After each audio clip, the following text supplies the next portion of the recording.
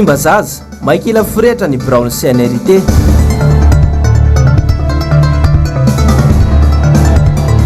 Fivoriam-ben'ny Parlement tao COP26 Glasgow, fahombiazana tanteraka hoy ny solombavambahoaka Novambra Beniri.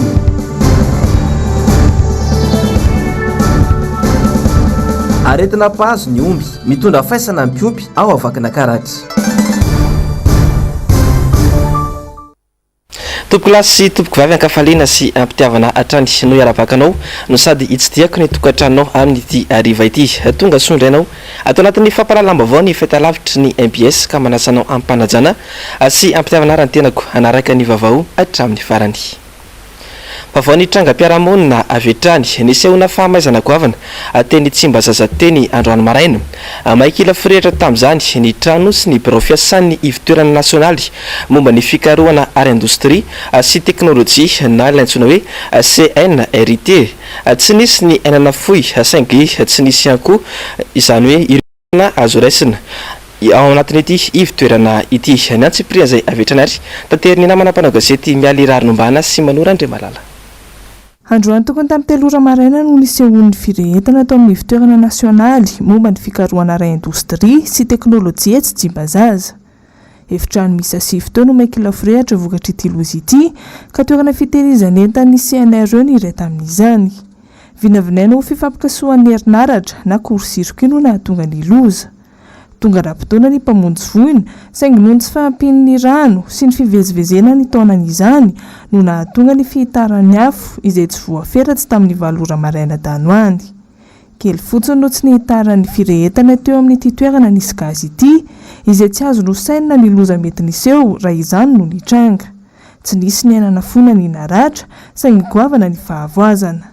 Akoatra ny fahamezan'ireo antota taratasy maro mantsy dia simba avokoa ny fitaovana maro samihafa tao amin'ity ivitoerana ity. Nanomboka teo amin'ny plafond le izy ao ambony plafond moa zany ny fil mety hoe court-circuit ny eritreretana azy fa izany hoe tsy dia tena manantitra an'izay fa araka ny filaza ny gardien izay dia nihitatra le izy nakaty amin'ny biblioteka sy nakao amin'ny laboratoire fanaovana fikarohana momba ny etanol.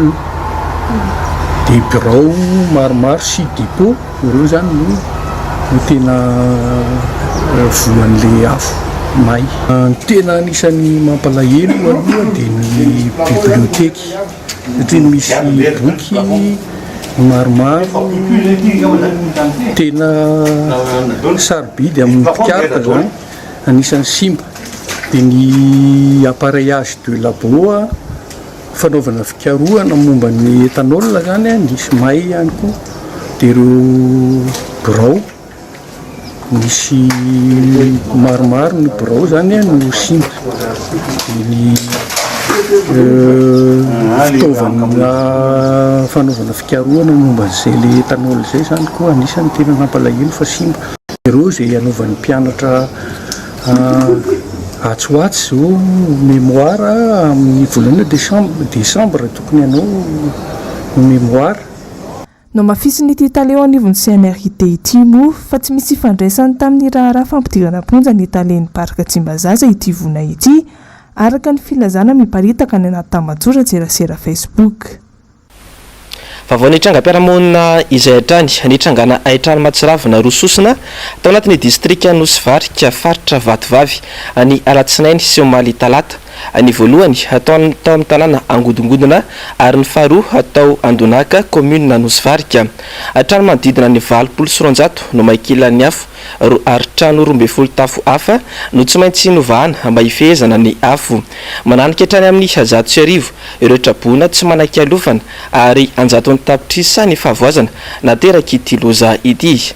Miantso vonjy amin'ny fitondram-panjakana sy izay malala tanana ireo mponina voakasika manoloana ity tranga ity. Raha araka ny vaovao hatrany moa dia afo tsy voatandrina no nitarika izany loza izany. Anoizantsika ny fiarahana amin'ity hariva ity dia tapa-kevitra ny orinasa jirama sy ny sampandrara-pamatatra ny mety ho toetry ny andro na ny meteo fa andatsakorana artifisialy eto Antananarivo sy ireo faritra misy ny renirano mpamokatra herinaratra. Totosa androana araka izany ny fandatsahana ireo sira sy akora entina andatsahana izany orana artifisialy izany. Fanatediana vetranary eo amin'ny sary sindratsaha toky Ramarla. Efa teraka fimemenomana maro ary efa nahazo-kiana mafy dia mafy avy amin'ny mpanjifany ny orinasa jirama izay vao tapa-kevitra ny andatsakorana artifisialy. Efa ho iray volana teo eo zay tsy nisy izay tsy vakivava no ny kalitaon'ny vokatra omen'ny mpanjifany jirama. Raha araka ny fantatra dia 10% ny famokarana herinaratra sy samy mandeha ao andekaleka ka izay no aton'ity fandatsahana orana artifisialy ity. Ekipa jirama sy ny meteo de izay zany ny anomboka androany le izy de mizara anankiroa ny grand tana sy ny bassin ny andekaleka zay anampy be ny rano amin'ny fampiodinana ny machine famokarana herinaratra. Nanamafy kosa ny tale iray eo anivon'ny orinasa jirama fa tokony ilamina ny olana famatsiana herinaratra raha toka aomby io fandatsahan'orana artifisialy io. Rehefa milatsaka ireo orana io dia rehefa miverina ilay renirano le miteneniko teo hoe imamba sy sisonia ary ny lakanjo votovorona dia tokony iverina ny famatsiana rano amin'ireny faritra misy olana reny. Faritra varatra zany ohatrany hoe imamba dia isabotsina mena sy akadikely sy ny sisa. Sisonia amin'ny faritra atsimo ray manontolo zany tratran'ny sisony daholy anosy koa mbola tratran'ny sisony dia ny votovorona moa mazava zay ny feno rivo sy votovorona zany zay hitantsika tamin'ny fotoana andro fa dia ritra tokotra ny lakan'ny votovorona. Aritra efatrandro ny rotsakorana artifisialy io raha ny fanazavana trany. Tsara kosa ny manamarika fa ny sabotsy lasa teo dia nandoda tabatra mafy mihitsy ny lehibe ny mpanohitra tetsy amin'ny foibe ny antoko-timma raha ny antsony mpitondra fanjakana ny amin'ny tokony andatsahana orana artifisialy. Alarobia isika androany nanomboka ny fandatsahana ny orana artifisialy. Fikambanana antsoina hoe hivoizana gasy mikoly na ny IGM no nanapa-kevitra ny ijoro anampy ireo mpianatra sy tanora entina anatsarana ny sehatry ny fanabeazana eto Madagasikara. Misy araka izany ny tetikasa ho ataon'izy ireo amin'ny fanatanterahana izany. Mialy rarinombana sy manora Andriamalala. Tsy misy izay tsy mahatsapa ny olom-pirenena rehetra fa mandringa tanteraka ny tontolon'ny fanabeazana eto Madagasikara. Efa mivoana amin'ny zava-nisy marina tany aloha ankabeazan'ireo tanora sy ireo mpianatra ankehitriny ka tsy mahafantatra ny tantara marina raha tsy laza fa tsy ny fanaovana politika marina. Antom-pijoroany ny fikambanana IGM izay mahatsapa fa tsy an'ny ray aman-dreny sy ny sekoly irery ny fanabeazana fa an'olon-drehetra. Nanapa-kevitra ny hanampy ireo mpampianatra sy ireo mpianatra amin'ireo sekoly tsy ankanavaka izay hita fa tena marefo na eo amin'ny lafiny ara-bola na eo amin'ny lafiny ara-pitaovana fa indrindra eo amin'ny lafiny ara-kevitra noho izany izy ireo. Sekoly roa no hisitraka ny tetikasa n'ity taona ity ka eny amin'ny EPP Isotro no isantarana izany fanampina izany. Le sehatra ny fanabeazana miamarefo eto amintsika na ny fomba fiteny na ny fomba fisaina fomba fiakanjo le maha malagasy mihitsy sy le fahendrena malagasy mihitsy no efa hita hoe miavery dia misy tetikasa zany eritreretina ho atao indrindrindra ny amin'ireo sekoly. Ohatra hoe ny fikarakarana latabatra boribory na fitsidiana fitondrana andreo mpianatra fanasana olona anankiray mahay antena tantara mahay antena politika olona modely ao anatin'ny fiarahamonina ohatra dia ho alainay ho asainay dia amperahana hoentina any amin'ireo fianarana mba misy fifanakalozana sy ohatrany hoe ampahafantarina indray hoe inona no zavatra tokony ho fantatra ny tanora ankehitriny tokony ho fantatra ny ankizy ankehitriny mba ahafahana manomana azy ireo mba ho tena tanora vanina sy tena misy manana zany hoe fitiava-tanindrazana zany. Ny tanjona dia tena manampy an'ny ray aman-dreny sy ny mpampianatra sy ny sehatra efa misy rehetra eo amin'ny lafin'ny fanabeazana. Ny tanterana androany teny soarany teny moa ny fampahafantarana ity fikambanana ity. Fikambanana izay hivondrona ny olona avy amin'ny sehatra samihafa saingy samy resy lahatra fa hiara-iasa amin'ny fanampiana ny tontolon'ny fanabeazana eto amintsika. tsy hijanona eto Antananarivo ihany moa nitetika asan'izy ireo fa isandrahaka manekana ireo faritra 320. Ny vaovao tapatapany indray nahitana trangana vananaretina Covid-19 misy 220 tao anatin'ny faritra Matsatra ambony ka ny 3 tamin'ireo tranga dia misy fahasarotana. Izy ireo izay manaraka fitsaboana any anatin'ny hopitaly 70 ny olona tsy nanao vaksiny tamin'ireo tranga vaovao ireo. Zaza 3 kosa no zandriny indrindra, izany hoe zaza 3 taona izany amin'ireo marary raha ny fampitambavao hatrany.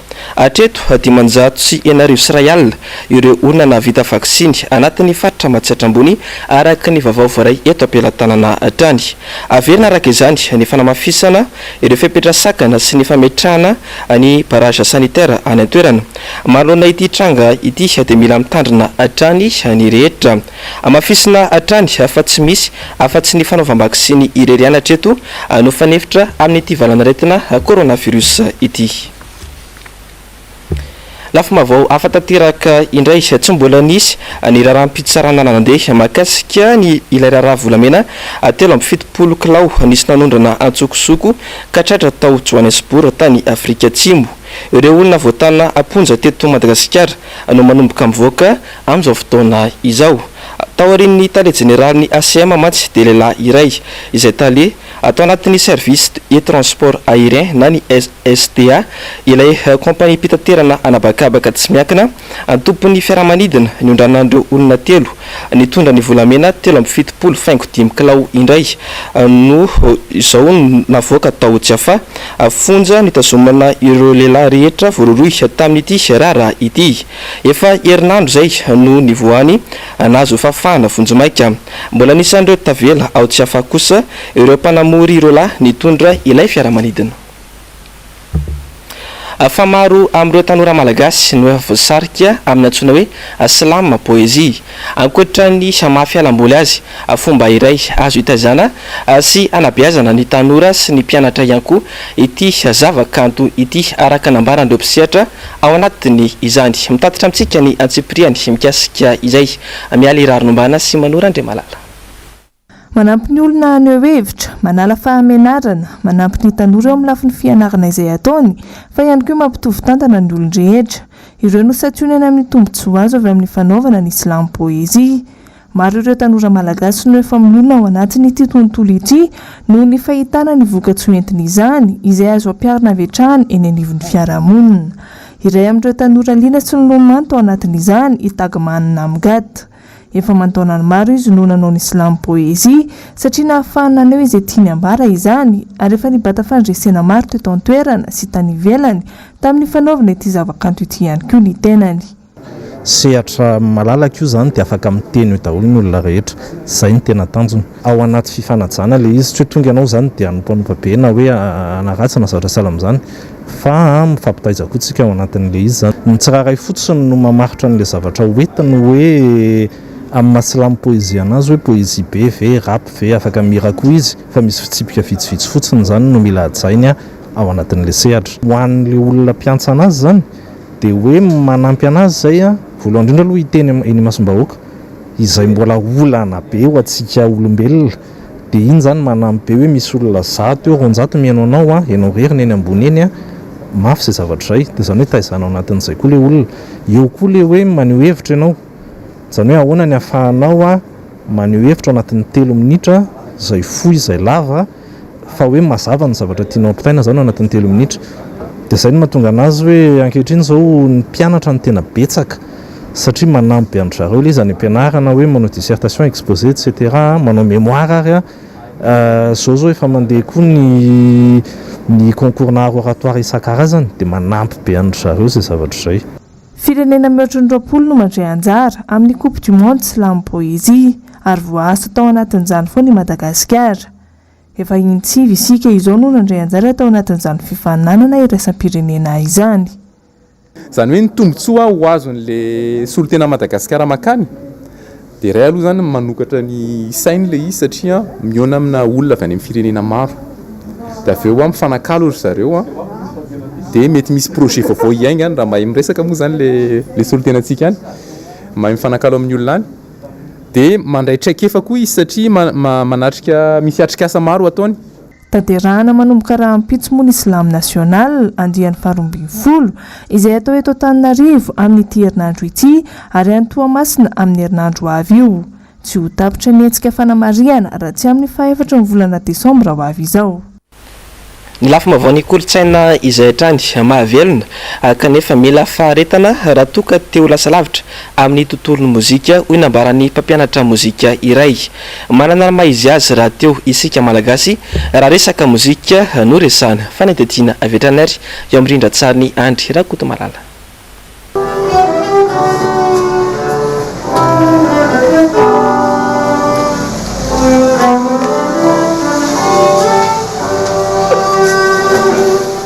Asa mahavelona saingy mila faharetana ny fianarana fitendrena zavamaneno raha ho antsika eto Madagasikara manokana.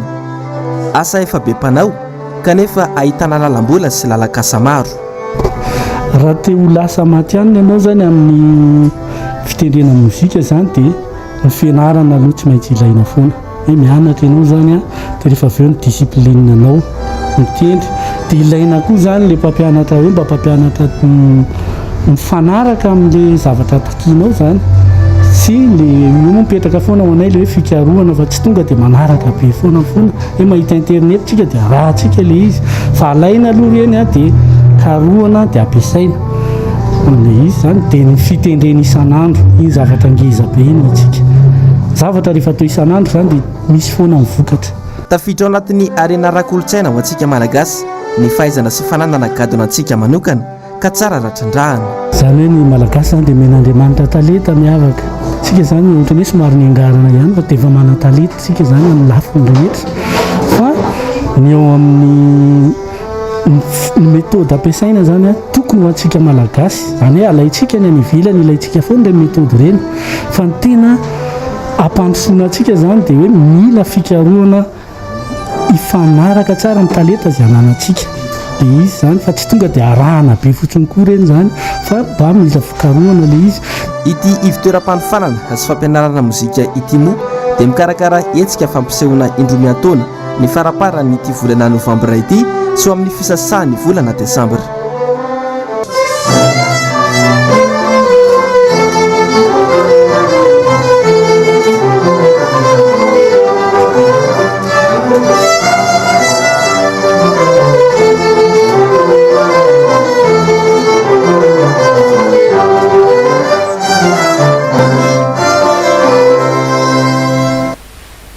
Eo amin'ny vaovao maresaka iraisam-pirenena indray nitranganana lozam-pifamoivoizana Andalambe Matsiravina atao Bulgaria Masedoine avaratra omaly. Fito tamin'ireo mpandeha 26 no tafavoaka velona tamin'ity loza ity ando miaratiana tahirinena. Nitrangana lozam-pifamoivoizana Matsiravina tao Bulgaria Masedoine avaratra ny alatsinainy fony talatalasa teo. Olona 27 no maty teny eo. Zaza tsy ampy taona ny 12 tamin'ireo namony ainy ary manodidina ny 20 hatramin'ny 30 taona ny ambony raha nitatitra ofisialy navoaka ny manam-pahefana ato an-toerana. Tokony ho tamin'ny roa maraina tany ho any nitrangany loza teo amin'ny lalambe A3 akaiky ny tanàna ny Bosnek 40 km atsimon'ny Sofia hoy ny komisera lehibe ny Sampandraramisana ny Vonjitaitra. Tsy fantatra mazava ny antony tarika ity loza ity fa raha ny filazany manam-pahefana dia nivoaka ny lalana ary ny fatratra tamin'ny vy manamorona ny arabe ary nirehitra avy eo ilay fiara. Nitondra olona 12 ity fiara fitateram-bahoaka ity. Ny ankamaroan'izy ireo izay ahody atandrazany rehefa avy niala sasatra tany Istanbul. 7 araka izany ireo tafavoaka velona tamin'ny loza. Vehivavy ny 2 ary lehilahy kosa ny 5 tamin'ireo. Izay mbola manaraka fitsaboana ao amin'ny hopitaly ao renivohitra ity firenena ity amin'izao fotoana izao. Efa nirehetra ny fiara vao nikorompaka izy ireo namaky fitaratra ka afaka nanavotrana raha ny fitantarana iray tamin'ireo ny arambony. Matony eo kosa ilay mpamily raha ny vaovao hatrany. Ny volana Aogositra 2024 no nisy lozam-pifamoivoizana goavana nafatesan'olona maro tany Bulgaria ankoatra ity tranga ity. Olona 17 no maty tamin'izany rehefa nandeha tamin'ny orambe ny fiara nitondra azy ireo.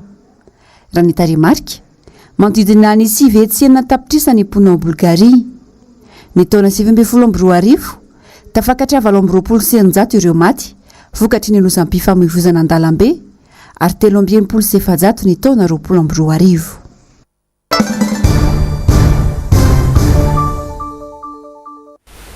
eo amin'ny pejim-baovany politika dia araka ny efa nambarata amintsika dia ny solombavambahoaka Mamirabenirina no nitarika ny délégation malagasy nakany Glasgow niatrika ny fivorimben'ny parlemanta maneran-tany amin'ny ady amin'ny fiovaovany dotry ny androany dia nanao tatitra momba izany diany tany nivelany izany ny tenany ny atsipirian izay avetrany ary eo amin'ny indra-tsany andry Rakotomarala.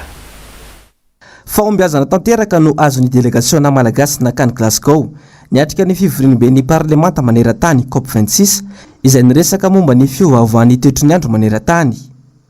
Ny tena tsapa hoy ity lehiben'ny délégation malagasy nakany atoerana ity dia fahombiazan'ny asa nataony solotena ny malagasy no tariny ity solombavambahoaka lantany minarany antoko timmy ity.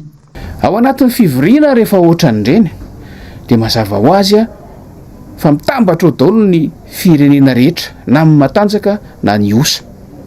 Fa na izany aza misy foana ireo ilay sokajiana ho marefo indrindra amin'ity resaka fiovan'ny toetrandro ity. Misy firenena maro sokajiana ho marefo eto ambonin'ny tany ao anatiny eo. Ary nakana firenena efatra avy amin'ireo firenena maro ireo nomena anjara fitenenana haneo ny zava-misy any aminy nandritra ny fivoriana. Anisan'izany Madagasikara ary izaho izay nitarika ny délégation ny parlementaire malagasy no nandray anjara fitenenana naneo ny zava-misy aty Madagasikara, naneo ny fiainantsika malagasy izany fiovovan'ny toetrandro izany, naneo ny vokatry ny fiovan'ny toetrandro izay fantatsika fa amin'ny andro izao vanim-potoana misy atsika izao aza dia efa iainantsika izany zavatra izany nampiseho tamin'izao tontolo izao hoe takininona ny fiatraikan'izany taty Madagasikara. Tamin'ny alalan'izay famelabelaran-kevitra fanehoana izay no narahany fanontaniana avy amin'ny mpandray anjara rehefa avy eo ary zatra vao marika dia zao tena taty Madagasikara mason'izao tontolo izao satria anisan'ny nandrasan'izao tontolo izao nandrasan'ny mpivory tao ny zava-misy mikasika ny kere aty Madagasikara izay misy apahany betsaka fiatraikany fiovan'ny toetrandro na dia misy apahany hafa aza fototry ny olana. Fa ny azo lazaina dia zao malaza ny firenena malagasy amin'izao fotoana izao any ivelany noho io resaka tsy fanjari-tsakafo sy kere any amin'ny faritra maro eto Madagasikara io ka reo no anisan'ny fampiresahana tany. Mazava ho azy fa tsy izay ihany fa tsy maintsy nambara tany ma firenena tena mbola miaina amin'ny fambolena amin'ny Madagasikara ka tena tonga dia misy fiatraikany amin'ny lafiny ara-toe-karena sy sosialy eo amin'ny fiainam-ponina amin'ny ankapobeny io fiovan'ny toetrandro raha tsy teny afa-tsy ny resaka tetiandro mpambolena fotsiny tsika izay niainantsika tatoato nandritra ny taona maromaro farany ny fivoovany izany amin'izao amin'ity taona dia avintsika ity mandraky ity ny androany efa miditra efa tapitra ny volana Novambra mbola tsy tonga ny lohaorana nandrasantsika tany amin'ny fiandohan'ny volana Oktobra. Nisy araka izany ny fehi-kevitra goavana niraisana tamin'ity fianambe ity ho hiatrany ny fanazavana. Ny zavatra andrasana nandrasana tamin'io fivorian'ny parlementaire io zany araka ny voalazako tany am-piandohana dia ny ananan'ny parlemanta eran-tany fomba fijery iombonana kanefa ao anatin'ny fahasamihafana satria mazava ho azy fa miparitaka eran'izao tontolo izao reo. Iombonana satria mila misy fitovim-pijery mitovy, mila paikady mitovy ary mila fomba fanaovan-dalàna mitovy manaraka ny toetrandro. Fiovovan'ny toetrandro moa ny resaka raha tao anatin'izay 30 taona faran'izay ny resaka tsika teo roa amin'ny 7,700 nanomboka ty ady ity. Raha ny teto Madagasikara fotsiny tao anatin'izay 30 taona faran'izay efa betsaka ny andian-dalàna izay niovatra ny hatrany araka ny zava-misy nentina niatrika ny izany fiovan'ny toetrandro zany ary izay indrindra no ilaina mpitoviana eran'izao tontolo izao mba tsy hoe samy manao ny azy, mba tsy hoe mifanipaka ny zavatra voalaza fa indrindra eo amin'ny fanaraha-maso ireo fahefanam-pana tanteraka eran'izao tontolo izao gouvernemanta izany amin'ny fanatanterahana izay zavatra tapaka zareo tao amin'ilay fivoriana anankiray izay misy azy arak'izany a nisy ny fanambarana ny ombonana nataon'ny union interparlementaire taorin'ny fivoriana Madagasikara manokana moa araky ny voalazako teo a izay nitodian'ny maro amin'ny iresaka tsy fanjari-tsakafo a dia nisy ny fanontaniana napetraky ny filohan'ny union interparlementaire ny Grande-Bretagne tamin'ny gouvernement britannique taorin'io fivoriana io vokatr'ilay fanehoanay délégation tamin'ny alalan'ilay famelabelara-kevitra nataoko zany a tamin'ny 6 novambra avy hatrany zany hoe voavita ny fivoriana tao Glasgow dia nisy ny fiaonana teo amin'ny zareo sy ny gouvernement britannique nanehoany avy hatrany sy ny lazany hoe mila jerena manokana ny zava-misy any Madagasikara araky ny tatitra nataon'ny solombavambahoaka avy any miandritsika hoe ahoana ny fomba hitrandrahantsika an'izany zavatra rehetrarehetra zany izahay solombavambahoaka zay nanatrika tany a délégation zay nitarihiko a dia efa miasa manohy ny fifandraisana amin'zareo sy amin'ireo parlementa hafa miparitaka eran'izao tontolo zao mba hahafahana mijery hoe ahoana ny fanohizana an'izany asa izany sy ahafahantsika mitrandraka avy amin'ny alalan'ny parlementa malagasy zay mety ho tombony sy izay mety ho lalana ahafahantsika mandray anjara mivantana amin'izany ady ombonana eran'izao tontolo zao zany. Arak'izany dia fahombiazana tanteraka ity dian'ny délégation malagasy tany Glasgow ity izay nitarihan'ny solombavambahoaka Mamy Rabenirina solombavambahoaka lany tamin'ny anarany antoko tim. Vaovao avy any Antsirabe dia mirongatra sy manenika ny distrika maro ao Vakanakaratra ilay valana retin'omby vakikibo efa ho ray volana nalasa izao tsy hita nefa izay hetsika ataony mpitondra fanjakana manodidina izany afady ny mpiompy sy ny tantsano mampiasa izay fanafody rokandro any mba fantany fa anasitrana ny omby ny fanaditiana avy hatrany atry tanteriny namana mpanao gazetiny MBS avy any Antsirabe.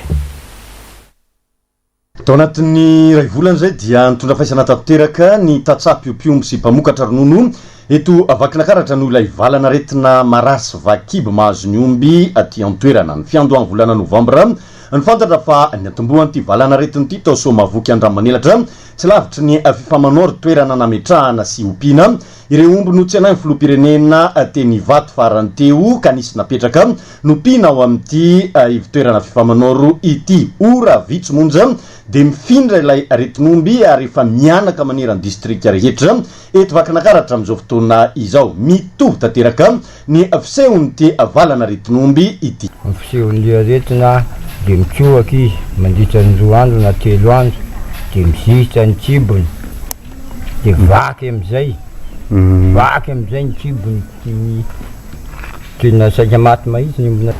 Nisy orambe tamin'izay teto Antsirabe dia nisy omby apitso maraniny nisy omby anankiray tratra rehefa apitsony zany ny arivariva dia izy rehetrarehetra reo nisy 400 raha apitso tonga dia ndray tratra ary ohatra nireny popy reny mihitsy ny kakahan'le omby dia ny aina ny somary nalaindray ninana le omby nalalaikomakanina izy a dia ny apomby loha dia tsy ninana izy vitan'le vaccine lefa vita vaccine l'omby dia sy mivala kibo fa ity retina raika ity zany a dia ny omby vita vaccine rehetra voa daholy ary izy koa miaraka voaby ny omby rehetra sy manavaka na omby be ronono na omby gasy na omby inona fa ihany sy voany zany dia ny omby kely lasaka ny anim-bolana zay ihany no sy voany ny ady gasy natao aloha dia ravindravina ravin-goavy misy atao hoe sindahory ravindravina ohatran'izany zany ny olona zany samy mahalala ravindravina io aby dia fanontany dia samy mampiasa ravindravina.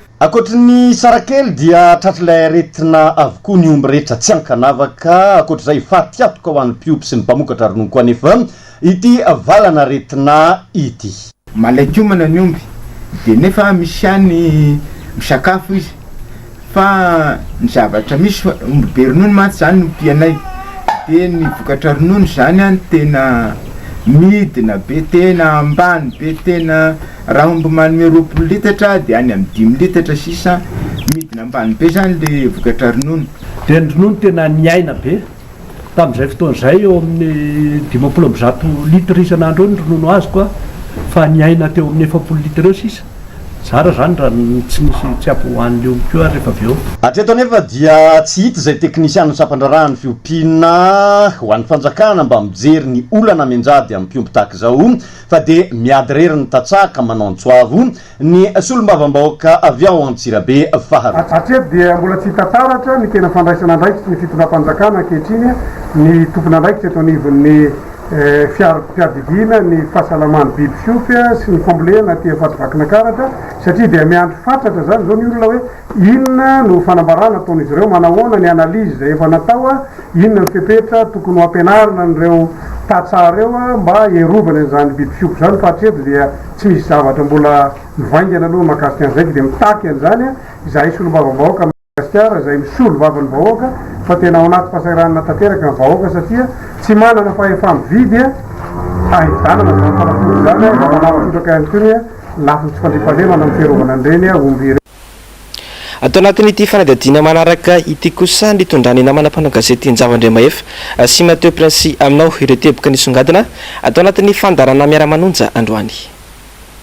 Solomam-bahoaka miisa 420 no nandany ilay lalàna amin'ny feny fitantanam-bolam-panjakana ho amin'ny taona 2024 ny talata 17 ny volana Novambra teny amin'ny lapan'ny Tsimbazaza. Lantsina sy mpanovana ary tsy nasy-panitsiana izany taorian'ny fandaniana natao nandritra ny fivoriam-be. Tsy nandany izany kosa ny avy eo anivon'ny vondrona parlemantiratim. Akoatra ny tsy fanaran-dalàna tamin'ny fahataran'ny fandaniana ity volavolan-dalàna amin'ny feny teti-bolam-panjakana 2024 ity mantsy dia mbola tsy hain'ity fitondrana ity ihany ny tena marary sy ny lahara-pamen'ny vahoaka. Ny tena olany zareo hatramin'ny tondrany teo dia foto-drafitrasa tsy mamokatra. Tsy mitondra tombontsomo vantana ho an'ny vahoaka fa karazany zavatra manainaitra maso zavatra rendrarendra resaka tsy mitondra ninina toy ireny hoe tsy sanatry ny fananganana na fanatsarana moa fa fanitarana no nataony teo amikanjany Barea. Tsy izay no ratsy. Tsy ny resaka hoe fanaovana kianja manara-penitra no ratsy fa zao tsika miteny ao anatin'ny fahasahiranana zao mitondra inona ho an'ny vahoaka malagasy ny fisiny ny kianja manara-penitra zay natsangany toraka izany ihany koa ny resaka EPP fa gany EPP irery moa no atao hoe sekoly fanovozana fahalalana sy fanabeazana fa aizany CEG aizany lycée aizany université izay voafarany teo miarahantsika mahita ny Antsiranana miarahantsika nahita ny koa ny hôpitaly any Amarotsetra izay ny sénateur voafidy tamin'ny anarany reto milaza maronisy reto no tena efa nanao fanambarana mihitsy mamenatra ny zavatra misy aty Amarotsetra tsy mendrika amin'ny maha-olombelona intsony zany endrika zany sy ny loto misy EPP andro sosikevitra efa niainga avy aty amin'ny fanoherana efa niteny an'izany izay hoe misy sekoly maro eto Madagasikara izay tsy misy W izay tsy misy tafo maninona raha irenina renina fotsiny fa pendipendiny ianareo anao hoe sekoly manara-penitra zay ray ao anatiny tsy misy akory ny distrika tsy misy distrika ray ary manara-penitra taza maso manara-penitra maso rehetra mamirapiratra fotsiny. Akoatra eo nitondra ny fanehoan-keviny mahakasika ny fikasan'ny fanjakana hanafatra fitaovam-piadiana mahery vaika amin'ny vidiny 770 miliara ihany koa ity solomam-bahoaka ity. Isika nga tany miady lara-pahmehana marina ve ny fanafarana fitaovam-piadiana mino farany fitaovana eo ampelantanantsika amin'izao fotoana izao dia ampy tokony iadiana amin'izany tsy fandriam-pahalemana zany raha ny fijeriko satria tsisy hoe nosy isika mety anafika atsika ve sanatria Afrika Atsimo eny ao anatin'ny 2 minitra tsika dia potika raha izany sanatria manafika atsika ny Mozambika ve sa ny Tanzania ve sa ny nosy Maurice ve sa ny Comoro sa ny La Réunion le hoe ampindramintsika vola reny ve mety anafika atsika mahakely finoana zany fa raha ny fijerina azy dia sanatria sao dia mbola endrika kolikoly sanatria sao dia mbola endrika metina asa fomba angalana ny fahefana rehefa orindrinao ve raha sanatria ka resy amin'ny fifidianana asa tsy ny isan'ny mpitandro filaminana ve raha ilaina raha ny tokony ho nampiana ny resaka recrutement ny tokony natao fa dia ino moa zany zay indrindra matsy na rangagement satria maro amin'ireny mpitandro filaminana tsy nahazo an'ilay atao hoe rangagement na tsy niraisina indray reny sy maro be amin'ireny no mivadika lasa manao asan-jola.